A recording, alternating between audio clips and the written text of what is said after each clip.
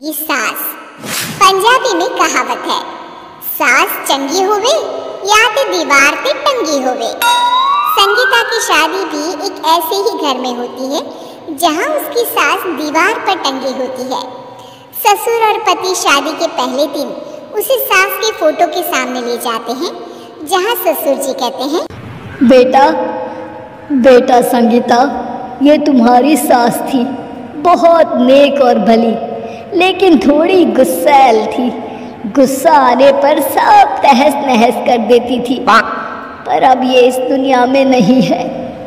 हाँ संगीता, माँ होती तो तुम इनकी कोई बात टाल नहीं सकती थी, वरना तो माँ घर में भूचाल ले आती।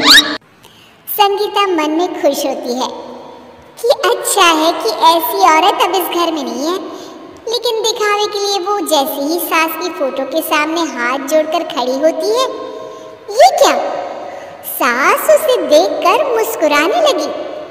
संगीता आंखों को मलकर एक बार फिर से देखती है, लेकिन फिर सास के चेहरे का भाव, भंगिमा यानी एक्सप्रेशन बिल्कुल बदले होते हैं।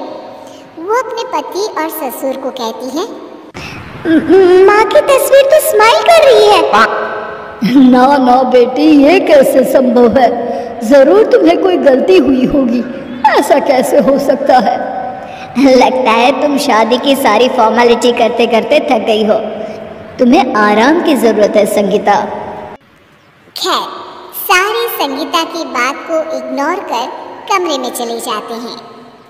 वैसे सास की फोटो पर एक्सप्रेशन एक के बाद एक बदलते ही रहते हैं।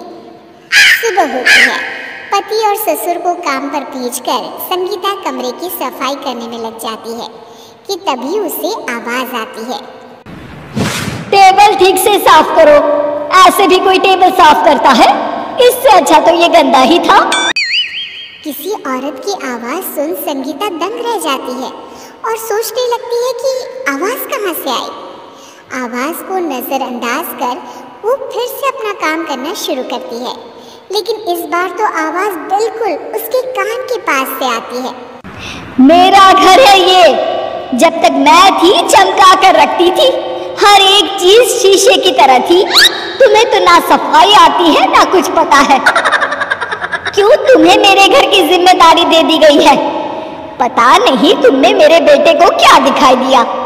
मैं होती तो एक से बढ़कर एक लड़कियों की लाइन लगा देती। अब संगीता को समझने में देर नहीं लगी कि ये आवाज किसी और की नहीं बल्कि उसकी सास की है, जो दीवार पर टंगी है। वो उसके पास जाती है और कहती है, नमस्ते सासू माँ, मुझे तो कल ही लग रहा था कि दीवार में कुछ काला है। वो दीवार नहीं, दाल होती है पगली। सही पकड़े हैं सासू माँ। तो क्या हो गया आपको जो आप यहाँ भी चैन से नहीं बैठी हैं? सुना मैंने आपका व्यवहार काफी गुस्से वाला था। चुप रहे तुम, ज्यादा बकर बकर ना कर। घर का काम करना तो आता नहीं, आई है मुझसे बहस करने। हाँ देखिए सासू माँ, मैं आपसे साफ साफ कह देती हूँ, मुझसे पंगा लेने की कोशिश मत करिएगा। तभी पीछे से संगीता का पति आता है। अरे संगीता, किससे बात कर रही हो? कौन है वहाँ? संगीता की सास की फोटो फिर से पहले जैसी हो जाती है। आपकी माँ से कह रही थी कि मुझे काम करना आता। अरे संगीता, माना सास के ताने हर बहू को अच्छे लगते हैं, लेकिन यहाँ तो माँ है ही नहीं, तुम तो फोटो सही। तुम भी लाजवाब हो संगीता। किसी को विश्वास नहीं होता कि संगीता अपनी मरी हुई सास की फोटो से बात करती है। वहीं आए दिन संगीता की सास संगीता को किसी न किसी बात पर आते जाते ताने देती। संगीता को भी अब सास के तानों और उनसे बात करने की आदत हो गई।